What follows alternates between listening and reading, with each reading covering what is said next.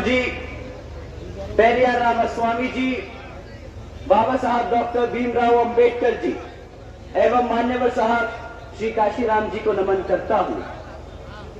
साथ ही यहां हमारी पार्टी व बहुजन समाज पार्टी की राष्ट्रीय अध्यक्ष व उत्तर प्रदेश की 4 बार मुख्यमंत्री एवं पूर्व सांसद आदरणीय बहन जी के नाम से लोकप्रिय बहन कुमारी मायावती जी को भी पूरे तहे दिल से आभार प्रकट करता हूं, जिन्होंने अपना पूरा जीवन बामसेफ, DS4 व BSP के जन्मदाता एवं संस्थापक मान्यवर साहब श्री काशीराम जी के बताए हुए रास्ते पर चलकर परम पूज्य बाबा साहब डॉक्टर भीमराव अंबेडकर जी के मानवतावादी व आत्मसम्मान व स्वाभिमान के मूवमेंट के कारवा को अपने आजीवन त्याग, तपस्या व कड़े संघर्ष से एक नई राजनीतिक ऊर्जा शक्ति प्रदान की है तथा उत्तर प्रदेश जैसे विशाल व महत्वपूर्ण राज्य में 4 बार अपनी पार्टी BSP के नेतृत्व में सरकार बनाकर खासकर बहुजन समाज के लिए एक ऐसी मिसाल बन गई है जिससे प्रेरणा लेकर करोड़ों लोग यहाँ सामाजिक परिवर्तन व आर्थिक तरक्की के मिशनरी कार्य में जुड़े हुए हैं। इतना ही नहीं साथियों, बल्कि मैं भी उनके इस नेतृत्व से प्रभावित होकर BSP मूवमेंट से जुड़ा हूं और उनके पद चिन्हों पर चलकर इस मिशनरी दायित्व को, कर्तव्य को व फर्ज को पूरा करना चाहूंगा, जिसके लिए बहुजन समाज के मसीहा परम पूज्य बाबा साहब डॉक्टर भीमराव अंबेडकर जी आजीवन कड़ा संघर्ष करते रहे। साथियों, जैसा कि आप सब जानते हैं कि लोकसभा के आम चुनाव के बीच में हम सब हैं, परंतु अपनी चुनावी मुद्दों को आपके बीच में रखने से पहले मैं हमारे पार्टी के कुछ मुद्दे आपके बीच में रखना चाहूंगा। अगर यहाँ पे हमारा समाज, हमारा परिवार हमें इजाजत दे तो, आप लोगों की सहमति है तो मैं अपनी बात आप लोगों के बीच। साथियों, जैसा कि आप जानते हैं, विरोधी दल चुनावी दौर में नहीं बल्कि हर एक वक्त हमारे मूवमेंट, हमारी बहुजन समाज पार्टी को गुमराह करने के लिए, उसको तबाह करने के लिए हमारे कार्यकर्ता, हमारे युवा साथी, हमारे सभी समर्थकों को गुमराह करने के लिए साम दाम दंड भेद का इस्तेमाल करते रहते हैं। इसमें से सबसे एक बहुत जरूरी चीज मैं आप लोगों के बीच में आज रखना चाहूंगा। साथियों, दुश्मन कभी भी सामने से आके वार नहीं करता, हम पे डरता है, इसलिए हमें कभी सामने से आके चुनौती नहीं देता, परंतु वो एक नई तकनीक इस्तेमाल करता है। जैसे इंडियन फोर्स स्लीपर सेल्स बोलती है ना, वैसे ही ये दुश्मन, वैसे ही ये विरोधी पार्टियां हमारे समर्थकों, हमारे कार्यकर्ता, हमारे लोगों के बीच में ये बहरूपिये भेजते हैं और हमारे समाज के लोगों को अंदर से तोड़ने की कोशिश करते हैं। ये लोग किस रूप में आते हैं, आप लोगों ने कैसे पहचानेंगे, मैं आपको बताना चाहूंगा। हमारे युवा साथियों को स्पेशली आप लोग ध्यान से सुनिएगा। आप लोगों में गर्म जोश बहुत है और मुझे वो बहुत अच्छा लगता है।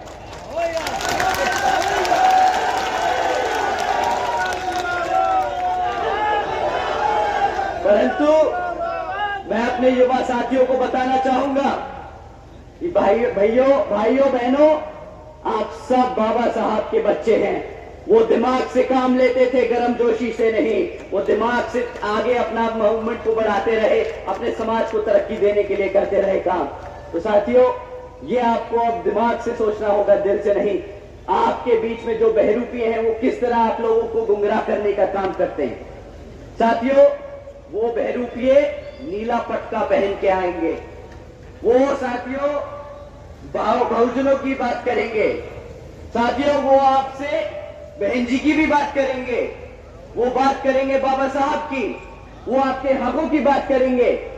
परंतु साथियों, जब बात वोट डालने की आए, जब बात आपके साथ संघर्षों में खड़े होने की आए, तब वो आपकी नहीं, आपके अपने नेता की नहीं, विरोधी पार्टियों के नेताओं की बात करेंगे। बताएंगे किस तरह कांग्रेस, बीजेपी, उनके छोड़े हुए चमचा लोग, वो किस तरह उनके नेता है। साथियों, आप लोगों को ऐसे लोगों से बचकर रहना होगा। और ये बहरूपिये ऊपर से लेके नीचे तक हर स्तर पर मिलेंगे, हर मोड़ पर मिलेंगे आपको गुमराह करने के लिए। तो कभी कोई बहरूपिया आपको कार्यकर्ता के रूप में दिख जाए, कोई बहरूपिया आपको पदाधिकारी के रूप में मिल जाए, परंतु साथियों, आप इन बहरूपियों को पहचान कर इनको सतर्क ना करना, इनको कभी मत पहचानना, इन्हें कभी मत बताना कि आप इन्हें पहचान चुके हो। क्योंकि साथियों, आपको अगर आपने इनको बता दिया कि भाई तुम धोखेबाज, तुम गद्दार, जो हमारे बहुजन समाज को कमजोर करने के लिए यहां बीच में बैठे हो, तो ये साथियों सतर्क हो जाएंगे, ये अपना रूप बदल लेंगे, फिर से यहां से उठ के दूसरी जगह चले जाएंगे। तो आप लोगों को इनसे संभल कर रहना होगा। साथियों, इन्हीं कुछ मुद्दों को इन लोगों ने पिछले कुछ सालों से हमारे कार्यकर्ताओं के बीच में फैलाने का काम किया है, ऐसे ही गुमराह करने का काम किया है। इसमें से एक सबसे इंपॉर्टेंट, सबसे जरूरी मुद्दा किताबों का। बहुत से नेता लोग डरते हैं बोलने में किताब, परंतु मुझे गर्व है कि मेरी पार्टी, हमारी बहुजन समाज पार्टी किसी धरना सेठ के पैसे पे नहीं, अपने कार्यकर्ता के धन से चलती है। साथियों, आप जानते होंगे इलेक्टोरल बॉन्ड्स के बारे में, आप लोगों ने उसकी खबरें जरूर सुनी होगी। अगर नहीं सुनी तो मैं आपको कुछ इंपॉर्टेंट, कुछ जरूरी बातें उसके बारे में बताता हूं। साथियों, पिछले 6 सालों में इन इलेक्टोरल बॉन्ड्स के द्वारा 25 राजनीतिक दलों ने 16,500 करोड़ रुपए चंदा लिया है। 16,500 करोड़ रुपए अपने राजनीतिक दलों को चलाने के लिए। परंतु इन 25 राजनीतिक दलों में सब लोगों का नाम निकला, बीजेपी का नाम निकला, कांग्रेस का नाम निकला, हमारे समाजवादी पार्टी लोगों का नाम निकला, परंतु एक पार्टी थी जिसका नाम नहीं था।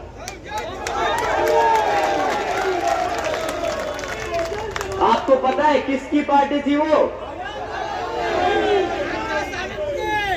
आपके चंदे से चलने वाली पार्टी है वो, आपकी अपनी बहुजन समाज पार्टी है वो। साथियों, बहुजन समाज पार्टी ने कभी नहीं किसी धरना सेठ से 1 रुपया लिया, ना आज तक लिया है, ना आगे कभी लेगी। हमारे कार्यकर्ताओं के तन, मन और धन से हम लड़ते आए हैं ये चुनाव, आज तक और आगे भी लड़ते रहेंगे। और मेरे को पता है हमारे लोग दबी आवाज में ही सही, पर आज मैं मन से बोलता हूं, अपने किताबों के बोझ को नहीं मानते। वो कहते हैं भैया ये किताबों का बोझ नहीं, ये किताब मेरा कर्तव्य है, क्योंकि इस किताब के बलबूते पे मेरा मूवमेंट आगे चलता है, बाबा साहब का मिशन आगे बढ़ता है, बहन जी के हम हाथ मजबूत करते हैं। तो साथियों, ये जो बहरूपिये, ये जो नीला पटका लगा के आपको भटकाने की कोशिश करते हैं, इन्हें अगली बारी सही में मुंह पे तमाचा लगा के बोलिएगा कि किताब कर्तव्य है मेरा, और तुम जैसे लोगों को हमारे समाज में बीच में रहने की कोई जरूरत नहीं।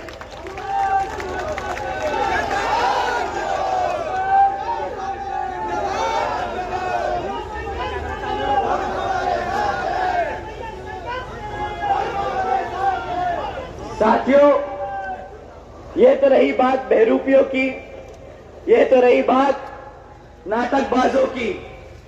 अब बात करते हैं चुनाव में जो पार्टियां आप लोगों के बीच में आकर आपसे वोट मांगने का काम करने वाली है।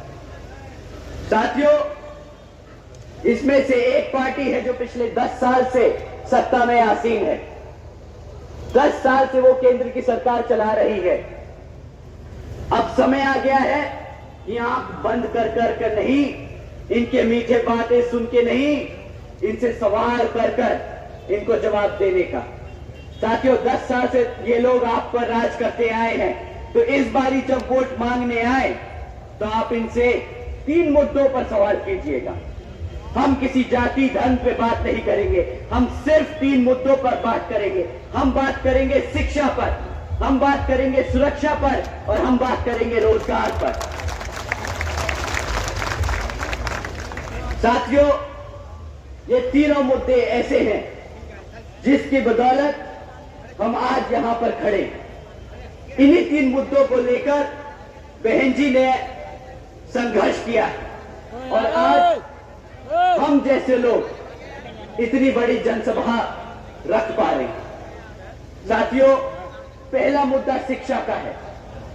हमें बीजेपी की सरकार से अब पूछना होगा कि भाई पिछले 10 सालों में क्यों इतनी पेपर लीकों की खबरें आती हैं।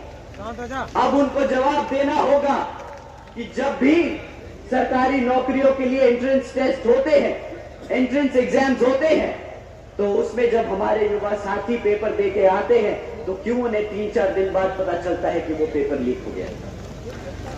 आप लोगों को सवाल पूछना होगा कि भाई पेपर लीक किया जाता है, आपकी मंशा क्या है। आप चाहते हैं कि आप दिखाएं कि आप रोजगार देने की कोशिश कर रहे हैं, पर आपकी असलियत पेपर लीक कर उन नौकरियों को रद्द करने की है। आप चाहते ही नहीं कि हमारा युवा कभी रोजगार हो। साथियों, एंट्रेंस एग्जाम देने तक तो दूर की बात है।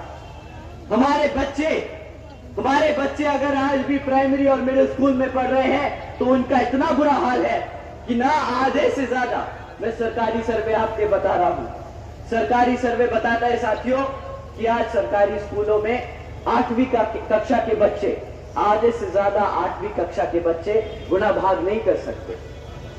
क्या ऐसे ही हम अपने बच्चों को अपने पैरों पर खड़ा कर पाएंगे? अगर हम प्लस माइनस ही नहीं कर पाएंगे तो हम कहां से कोई व्यापार करेंगे, कहां से हम रोजगार की बात करें। साथियों, आज सरकार का सर्वे बोलता है कि 8वीं कक्षा के बच्चे ना गुणा भाग कर सकते हैं, ना अंग्रेजी में बात कर सकते हैं, ना अंग्रेजी समझ सकते हैं। प्रधानमंत्री जी इंडिया को एक वर्ल्ड इकोनॉमी बनाने की बात करते हैं, बहुत बड़ी इकोनॉमी बनाने की बात करते हैं। प्रधानमंत्री जी मुझे लगता है अपने व्यापारी दोस्तों के लिए व्यापार करते हैं, अपने दोस्तों के लिए भारत की वर्ल्ड इकोनॉमी बनाने की बात करते हैं, क्योंकि हमारे समाज के बच्चे जो सरकारी स्कूलों में पढ़ रहे हैं वो बेचारे ना अंग्रेजी में बोल पाते हैं, ना समझ पाते हैं। तो कैसे हमारा बच्चा बढ़ते हुए भारत में व्यापार करेगा, कैसे वो रोजगार ले पाएगा? आप बोलते हो कि हम यूएस से बिजनेस करेंगे, हम यूरोप से बिजनेस करेंगे। अरे मेरा बच्चा अगर अंग्रेजी उनकी समझ नहीं पाएगा, बोल नहीं पाएगा, तो कहां से मेरे बच्चे को रोजगार मिलेगा, कहां से वो व्यापार करेगा? साथियों, ये लोग डिजिटल इंडिया की बात करते हैं। डिजिटल इंडिया के नाम पे जो मजाक किया है आपके सामने फैक्ट में रखता हूं। साथियों, सरकारी स्कूलों में 65% सरकारी स्कूलों में आज एक भी कंप्यूटर नहीं है। जब कंप्यूटर नहीं होगा तो बच्चे सीखेंगे कैसे? अगर सीखेंगे नहीं तो बनेगा कहां से डिजिटल इंडिया? कौन सा डिजिटल इंडिया की बात करते हो अगर हमारे बच्चों को कंप्यूटर चलाना नहीं आएगा? साथियों, जिन बच्चे कुछ सरकारी स्कूलों में अगर टूटा फूटा एक अगर कंप्यूटर पड़ा भी होगा तो उसमें इंटरनेट कनेक्शन नहीं होगा। अगर इंटरनेट कनेक्शन नहीं है तो बच्चा कहां से दुनियादारी के बारे में समझेगा? कहां से उसे पता चलेगा कि अमेरिका में क्या हो रहा है, जापान में क्या हो रहा है, चाइना में क्या हो रहा है? परंतु ये लोग सिर्फ मार्केटिंग करना चाहते हैं। डिजिटल इंडिया का बड़ा पोस्टर छापेंगे और पूरे भारत में घुमाएंगे उस पे हजारों करोड़ रुपया खर्चेंगे, पर डिजिटल इंडिया की योजना के नाम पर 1 रुपया खर्चना नहीं पसंद करेंगे। साथियों, दूसरा सबसे जरूरी मुद्दा जिस पे आपको उनसे सवाल उठाने, वो है हमारे युवा साथियों के लिए रोजगार का। रोजगार के नाम पर पिछले 10 सालों में आज एक फैक्ट सामने आता है, भाई पिछले 10 सालों के इनके काम के बाद आज हमारे यहां 3 में से 1 ग्रेजुएट युवा बेरोजगार घूम रहा है। अब अगर 3 में से 1 ग्रेजुएट बेरोजगार घूम रहा है तो मतलब 2/3 भारत के युवा साथी बेरोजगार है। रही बात जो लोग पढ़ लिख चुके हैं, अगर बाय चांस गलती से ये जो करप्शन बड़ी बखूबी से करते हैं, अगर गलती से नौकरी का पर्चा निकाल दें तो वहां पे क्या भीड़ भाड़ मचती है, क्या मारामारी होती है। ये एक न्यूज क्लिपिंग सुन के, न्यूज क्लिप की हेडलाइन सुन के बताता हूं। साथियों, एक न्यूज क्लिप थी जिसमें था हेडलाइन 90,000 से ज्यादा पीएचडी स्कॉलर्स, इंजीनियर्स और ग्रेजुएट्स क्लास 4 की नौकरी के लिए अप्लाई कर रहे हैं। बताओ, 90,000 से ज्यादा इतने पढ़े लिखे बच्चे एक क्लास 4 की नौकरी के लिए अप्लाई कर रहे हैं। क्लास 4 की नौकरी की क्वालिफिकेशन 5वीं पास है। 5वीं क्लास की क्वालिफिकेशन पे हमारे पीएचडी स्कॉलर्स को अप्लाई करना पड़ रहा है। इतनी मारामारी है साथियों। पर ये लोग बहुत गर्व से बोलते हैं कि कैसे इन्होंने रोजगार को रोक के लोगों को पेट भरने का काम किया, ये बोलते हैं कि भाई हमने आज 80 करोड़ से ज्यादा लोगों को, सरकारी के लोगों को, भारत के लोगों को मुफ्त में राशन देने की स्कीम चलाई है। साथियों, केंद्र की भाजपा के बड़े से छोटे नेता और जितने भी भक्त आपको मिलेंगे वो बोलेंगे कि मेरी पार्टी ने 80 करोड़ जनता को मुफ्त में राशन दिया है। पर इन मूर्खों से कोई पूछे कि अबे उल्लुओ, अगर तुमने 80 करोड़ जनता को मुफ्त में राशन दिया है तो मतलब आधी जनता बेरोजगार घूम रही है। इसका क्या जवाब है तुम्हारे पास? अगर आधी जनता बेरोजगार घूम रही है तो राशन नहीं चाहिए था तुमसे। 2014 में तुम्हें राशन के वादे पर सत्ता में बिठाने का काम नहीं किया था। तुमने वादा किया था हर साल 2 करोड़ नौकरी देने का, 80 करोड़ जनता को भिखारी बनाने का वादा नहीं किया था।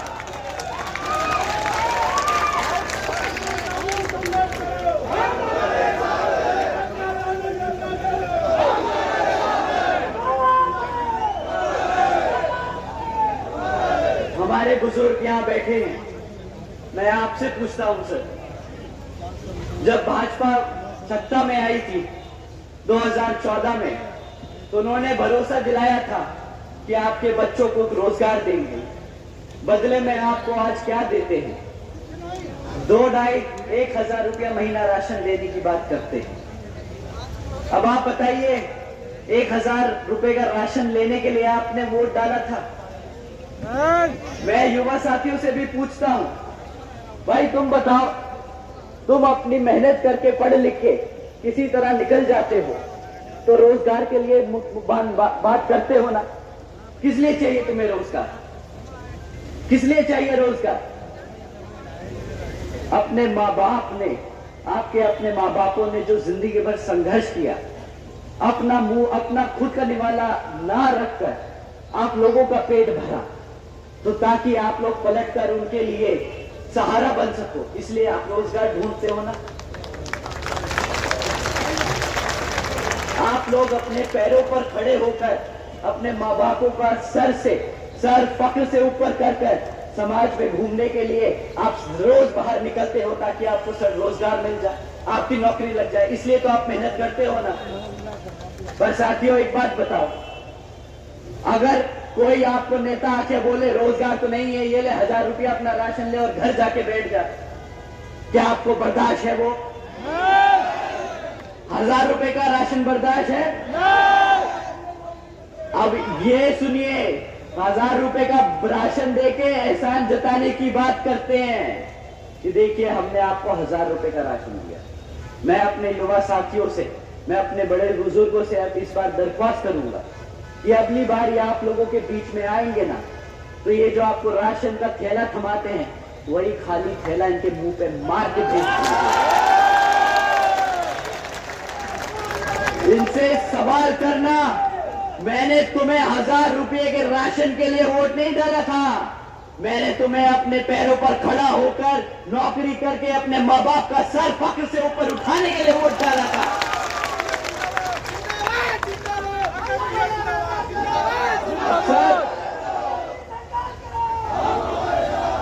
अब मैं अपने युवा साथियों से दूसरा सवाल करने को पूछूंगा। आप साथियों अब पूछिएगा इनसे कि तुमने 1000 रुपए के हिसाब से हमें 6000 रुपए का राशन दे दिया, मान लिया, परंतु अगर मुझे क्लास 4 की नौकरी भी मिलती तो 15 से 20 हजार रुपए महीना कमाता, साल का कम से कम 2 से 2.5 लाख रुपया कमाता। तुमने मुझे बदले में क्या दिया? 2.5 लाख रुपए के बदले 6000 रुपए का राशन, 12,000 रुपए का राशन। अबे तुम लोग क्या हमें बेवकूफ समझते हो?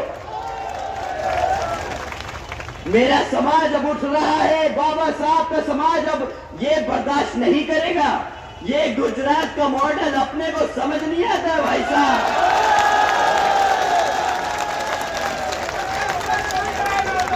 12,000 के बदले 2.5 लाख का चूना तुम गुजरात में लगाना, ये यूपी की जनता अपना हक मांगती है।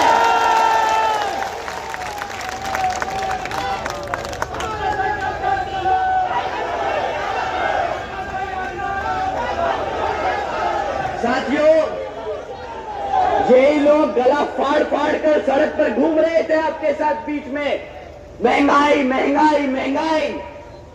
किस बात की महंगाई?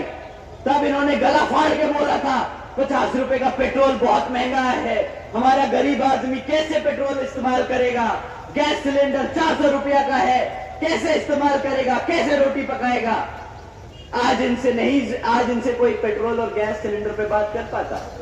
आप ही बता दो, पेट्रोल का दाम 2014 में क्या था? 50, 60, 65, बस। आज क्या दाम है? 100 रुपए से पार है ना पेट्रोल। ये पेट्रोल पता है क्यों नहीं बात करते? ये पेट्रोल की बात पता है क्यों नहीं करते? क्योंकि वही पेट्रोल फूंक के आपके बीच में आना पड़ता है इनको। तो अगर आपने सवाल कर लिया तो इनका हिसाब किताब भी खुल जाएगा। गैस की बात नहीं करते अब ये आपसे, अब तो बोलते हैं फ्री राशन ही ले लो, गैस सिलेंडर की क्या जरूरत है? साथियों, अब इन्हें 1100 रुपए का गैस सिलेंडर महंगा नहीं लग रहा है। ये जो बेवकूफ बनाने वाला काम करते हैं ना, ये जो सफेद व्हाइट वॉशिंग का काम करते हैं, ये लो फ्री में राशन, ये लो डिजिटल इंडिया, ये लो मेक इन इंडिया। भाई साहब, हमें बताओ हमारा रोजगार कहाँ है? हमें कुछ नहीं चाहिए, हम अपने पैरों पर खुद खड़े हो सकते हैं, हम मेहनत करना जानते हैं, हमें मुफ्त में राशन की जरूरत नहीं है। ये एहसान भी जताते हैं, ये पेट्रोल फूंक के आपके बीच में आएंगे, फिर एहसान जताएंगे कि देखिए हमारे प्रधानमंत्री जी ने 100 रुपए के पेट्रोल को अब 99 रुपए कर दिया है। ये नहीं बताएंगे 60 रुपए का पेट्रोल 100 रुपए कर दिया था। साथियों, ये रही बात रोजगार, शिक्षा और महंगाई की। अब बात करते हैं सुरक्षा की। हमारे युवा साथी तो लड़ सकते, पर हमारे बूढ़े माँ बापों की सुरक्षा के लिए हमने किसको वोट डाला? हम अपनी सरकार पे ही भरोसा कर सकते हैं कि वो हमारे माँ बापों की, हमारे बड़ों की सुरक्षा करेंगे। परंतु यहाँ के मुख्यमंत्री जी बड़े गर्व से चुपचाप ऑर्डर पास करते हैं रात को 8 बजे कि भाई कल से लड़कियां शाम को 8 बजे के बाद प्राइवेट इंस्टीट्यूट्स में ट्यूशन बाहर नहीं ले सकती। क्यों? क्योंकि बेचारे हमारे मुख्यमंत्री जी इसकी गारंटी नहीं ले सकती कि भाई हमारी बेटियों को सुरक्षा दे सके, परंतु चौड़ के बहुत अच्छे से घर से घूम के बोलते हैं कि आज उत्तर प्रदेश में बच्चा बच्चा सुरक्षित है। अरे भैया, भूखा मार दिया, सुरक्षित बचा कहां से वो? दूसरी चीज जिस पे वो बहुत गर्व करते हैं कि हमारी सरकार बुलडोजर की सरकार है। भाई, कौन सी बुलडोजर की सरकार है आपकी? हमारे गरीबों की छत उखाड़ने की काम किया आपके बुलडोजरों ने। तो इस बात पे कोई गर्व करता है क्या? कोई मूर्खी नेता आके मंच पे बोलेगा मैंने तेरा घर उजाड़ दिया, मैं हूं बुलडोजर की सरकार? बताइए, ये कोई गर्व होने की बात है क्या? साथियों, इनको याद दिलाने का समय आ गया है कि बुलडोजर अपने अवाम की जनता पे, अपनी जनता के घर उजाड़ने के लिए नहीं, गुंडे माफियों के वैध धंधों पर तोड़ने के लिए के इस्तेमाल किए जाते हैं, जैसे बहन कुमारी मायावती जी ने किया था अपने शासनकाल में। साथियों, उसके बाद ये समय समय पर योजनाएं निकालते रहते हैं आपका ध्यान भटकाने के लिए। कभी फलाना योजना, कभी ढिमकाना योजना, और जब ये योजनाओं के नाम थक जाते निकालते निकालते तो उस पर 2.0 निकाल देते हैं, जैसे बड़े मियाँ छोटे मियाँ 2.0 है। इन्होंने तो सारा रोजगार को, योजनाओं को मूवी के टाइटल बना रखा है। इनसे बोलिए कि भाई, मुफ्त में इंटरनेट जो आपने प्राइवेट सेक्टर के द्वारा दिलवाने का काम कर रहे हैं ना, इससे हमारा पेट नहीं भर रहा। इन योजनाओं से कोई फायदा नहीं हो रहा है। इन योजनाओं से हमारा समाज समझदार है। ये सब जो नाटक कर लिया है ना, अब बस समय हो गया है। अब समय हो गया है जवाब देने का। बहुत कर ली, बहुत नाटकबाजी। अब हमें जरा बता दीजिए कि ये जो अग्निवीर योजना के तहत तुमने हमारे युवाओं के साथ बेइज्जती करने का, मजाक करने का काम किया है, तो उसका जवाब कहां है? 4 साल का रोजगार, 4 साल के रोजगार के लिए आपको 10 साल तक सत्ता में रखा क्या? बताइए साथियों।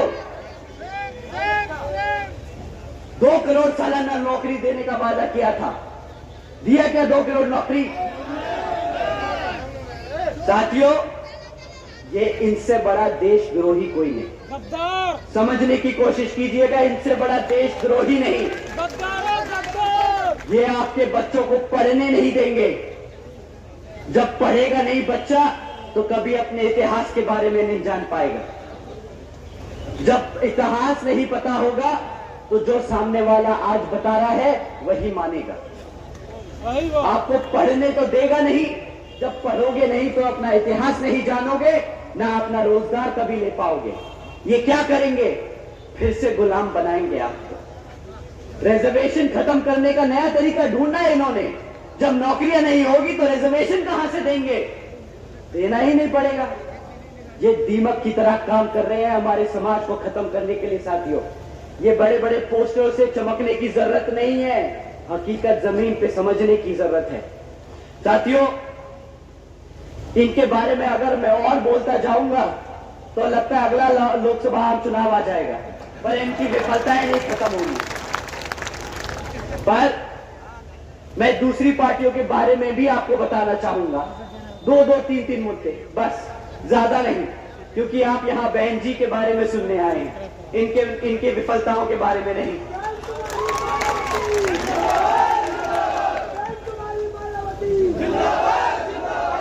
साथियों, 2012 में एक युवा नेता आए थे आप लोगों के बीच में। भरोसा आप सब ने जताया था, परंतु आज युवा मेरे को बोलता है YouTube पे, Facebook पे, मीटिंगों में, और मैं ये दोहराऊंगा, मुझे मना किया उन्होंने कि भैया ये हम आपसी की बात है, मंच पे से मत बोलिएगा। पर मैं जानना चाहूंगा, मैं अपने सभी युवा साथियों के साथ अपने बड़े बुजुर्गों को भी बताना चाहूंगा कि हमारा युवा कैसा परेशान है। वो बोलता है हंसी मजाक में कि भैया लाल टोपी पे साइकिल पे बैठ कर आए थे, वो लाल टोपी खुद पहन के आए तो बस आखिर में टोपा हमें ही पहना गए। भैया साइकिल पे पहन के पूरा प्रदेश घूम लिए हैं, आज उस साइकिल में ना हवा है ना हमारे पेट में खाना है। पर इनसे भैया अगली बारी इनको वोट नहीं डालना है। आप लोगों को समझना होगा साथियों, ये लोग ये लोग वैसे गद्दार हैं, अभी आप लोगों के सामने ये सबूत रखता हूं। हमारे मुसलमान भाई बहन यहां मौजूद हैं। पिछली बारी उन्होंने भी भरोसा किया था इन पर, उन्होंने भी भरोसा किया था इन पर और एक तरफा वोट डाला था, भरोसा करके वोट डाला था। पर आज जब हमारे मुसलमान समाज के ऊपर अत्याचार होता है तो इनके मुंह से एक चू नहीं निकलती है। बता दीजिए मेरे भाइयों बहनों कि क्या निकले इन्होंने एक बार भी क्या अपने समाज के लिए कुछ मुंह खोला क्या? परंतु साथियों, जब रिजर्वेशन एंड प्रमोशन का बिल संसद में प्रेजेंट होता है तब इनका हाथ और मुंह सबसे तेज आगे चलता है, सबसे आगे बढ़कर ये बिल फाड़ने का काम करते हैं। साथियों, ऐसी पार्टियों को अपने बीच में घुसने मत देना। बहुत हो गया इनका भाषणबाजी, बहुत हो गया मौका, अब रिजल्ट चाहिए। भैया 5 साल के रिकॉर्ड के साथ हमसे बात करिए कि पिछले 5 साल में अपने शासनकाल में तुमने करा क्या हमारे लिए। साथियों, इसी क्रम में कांग्रेस पार्टी भी आपके बीच में आएगी कि आ चुकी है कि आगे चली जाएगी, उनका बेचारों का अता पता नहीं। मणिपुर से निकले थे, कन्याकुमारी जा रहे हैं, किसके साथ किसके लिए पता ही नहीं। आजकल बोलते हैं भारत जोड़ो भारत जोड़ो। 60 साल दिया इस जनता ने इन्हें, 60 साल तक सत्ता में रखा, तब तो तुम लोगों ने भारत नहीं जोड़ पाए। आज जब तुम्हारी हालत इतनी खस्ता हो चुकी है तो तुम सड़क पर घूमकर भारत जोड़ो की बात करते हो। मेरा समाज भारत जोड़ो की बात नहीं करता। हमारा समाज रोजगार की बात करेगा, हमारा समाज आज की बात करेगा। बहुत हो गया, 60 साल बहुत लंबा समय होता है। अगर 60 साल में तुम ना काम कर पाए तो आज आगे भी 5 साल में नहीं कर पाओगे। हमारे बड़े बुजुर्ग बहुत अच्छे से बता के गए हैं कि बेटा, एक बार गलती हो दूसरा मौका दे दो, 2 बार गलती हो तीसरा मौका दे दो, पर अगर तीसरी बार भी गलती करी तो वो गलती नहीं बेटा, धोखा है, धोखा। अब इनसे धोखा मत खाना। साथियों, अब बहन जी की बात करते हैं। हमारी आदरणीय बहन कुमारी मायावती जी ने जो काम किए हैं, मैं चाहूंगा हमारे युवा साथी ध्यान से सुने, क्योंकि ये जो काम मैं आपको अब बता रहा हूं, ये काम हम दोबारा करेंगे और इसको दुगने स्तर पे करेंगे अगर आप हमें मौका देंगे। साथियों, बात करते हैं अपनी बहन बेटियों की शिक्षा, सुरक्षा और उनकी फाइनेंशियल सिक्योरिटी के लिए। साथियों, देश में पहली बार बहन जी ने एक योजना चलाई, महामाया गरीब बालिका आशीर्वाद योजना। हमारे बड़े बुजुर्गों के को उनके बारे में पता होगा। इस योजना के तहत साथियों, बहन जी ने 3,25,000 बच्चियों को उनके पैदा होने पर 1 लाख रुपए देने का काम किया। साथियों, इस योजना के तहत देश में पहली बार एक गरीब घर में पैदा हुई लड़की लखपति पैदा हुई थी। साथियों, बहन जी ने इस योजना के तहत 3,25,000 करोड़ रुपए अपनी बच्चियों को देने का काम किया है।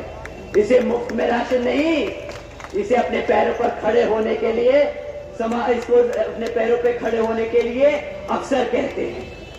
साथ ही में साथियों, बहन जी ने सावित्रीबाई फुले का आशीर्वाद योजना भी चलाई थी। इसके तहत बहन जी ने अपनी बच्चियों को 12वीं तक की शिक्षा मुफ्त में देने का काम किया। 7 लाख बच्चियों को इसका लाभ हुआ। 7 लाख बच्चियों को इसका लाभ हुआ। बहन जी ने 600 करोड़ से ज्यादा की लागत अपनी बच्चियों पर खर्चने का काम किया था। और आने वाले विधानसभा, लोकसभा चुनाव में अगर आप हमारा साथ देंगे तो बहन जी इसको दुगने तिगने स्तर पर इसको बढ़ा के आगे काम करेंगे।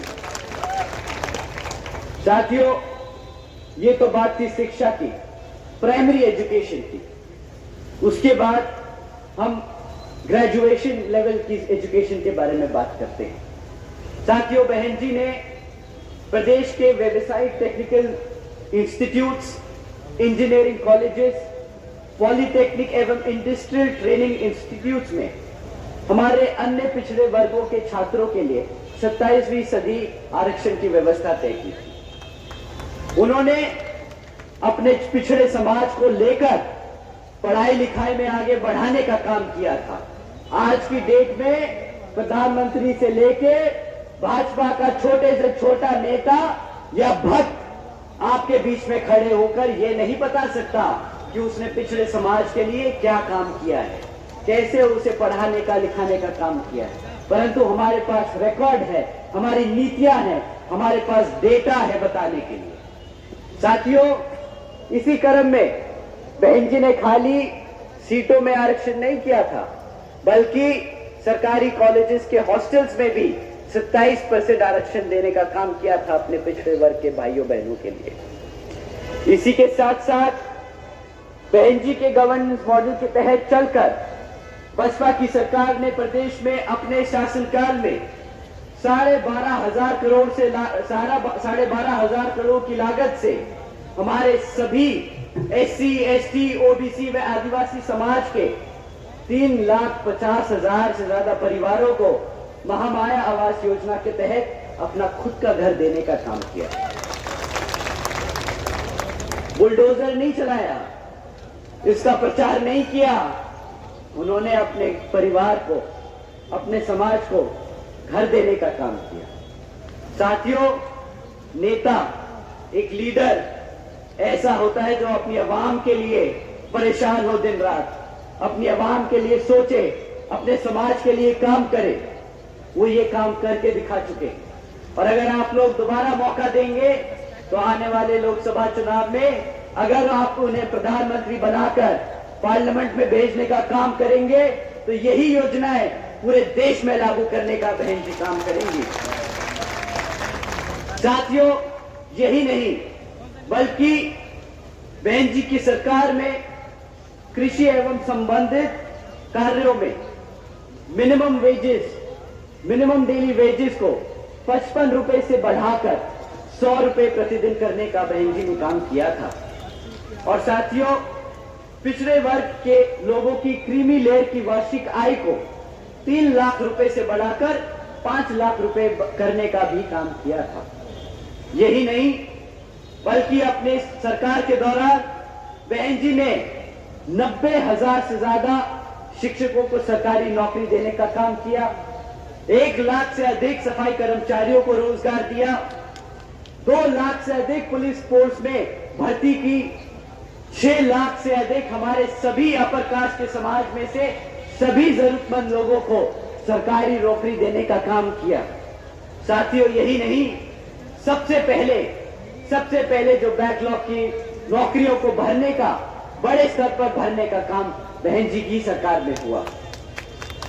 साथियों, अब मैं आप लोगों का और ज्यादा समय ना लेते हुए मैं आपसे सिर्फ एक दरख्वास्त करता हूं कि आने वाले लोकसभा चुनाव में आप पहले तो ये बहरूपियों से संभाल कर रहेंगे। दूसरा, विपक्षी दल जब आपके बीच में आए तो वही जो खाली राशन आपको देके गए हैं, वही खाली राशन का थैला उनको थमा के वापस भेजे। और यहां पर जो आपके क्षेत्र में बीएसपी के प्रत्याशी हैं, आप उनको वोटिंग मशीन पे हाथी वाला निशान का बटन दबाकर यहां पर विजय बनाकर बहन जी को प्रधानमंत्री बनाने का काम करें। और ये हमारे लिए नहीं, आप अपने समाज के लिए काम करेंगे। साथियों, आप अपनी बात यही समाप्त करते हुए मैं आप लोगों से रजा लेता हूं। जय भीम, जय भारत।